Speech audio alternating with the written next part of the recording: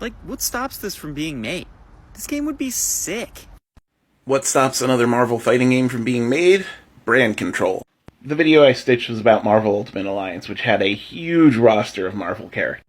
And there was a wonder, why couldn't this be in a fighting game? Well, think back to Marvel vs. Capcom Infinite. Remember when we heard that Marvel characters couldn't get beat up in trailers? That is brand control.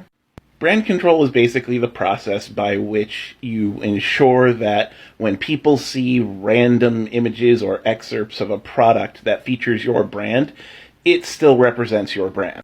In the case of the Marvel licensing department, that usually means that the heroes have to be doing stuff like saving the world. And that is exactly what they do in Marvel Ultimate Alliance. All of the heroes and some of the villains team up to save the world. They fight against the bad guys. What they're not doing is fighting against each other. While this seems stupid and obvious to people like us, this is actually a big deal for people in brand. If you had a fighting game with that roster and there was a random clip of it and a 10-year-old kid saw it, that 10-year-old kid's going to ask their parent, "Hey mom, why is Captain America punching Black Widow in the face?" And then that mom is going to have to try and explain fighting games to their kid in a way that is probably going to be unsatisfactory, basically saying, oh, there's no plot here, doesn't really register to a young mind. And that means Marvel is afraid that any fighting game content that features their characters could be taken out of context. Which means in their mind, at least to their branding team, fighting games are a huge risk. This is fairly common with licensed properties. Disney acted the same way with Kingdom Hearts.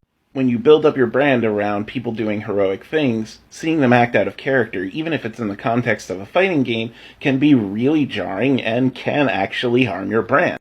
Like, actual market research shows that it can harm your brand. That's actually why Injustice is so incredibly ingenious.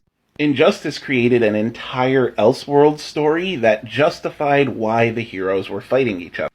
It got into the nitty-gritty, like why Batman could harm Superman and stuff like that. And it was a good story, so much so that it got its own comic and later its own animated movie, which was not as good. And that gave DC Comics and Warner Brothers a certain degree of brand safety. But of course, now that the DCEU is taken off, they have more brand concerns that they did when Injustice was originally made a thing. Which will definitely slow down development on Injustice 3 if it ever happens, but won't cause as many development barriers as, say, a new Marvel vs. fighting game. And brand control is frustrating because it is the stupidest thing in the world, but all of our data shows that it's a real thing and it works. Like, I want to call this companies just being paranoid and unreasonable, but no, there's actual research that shows that this is important.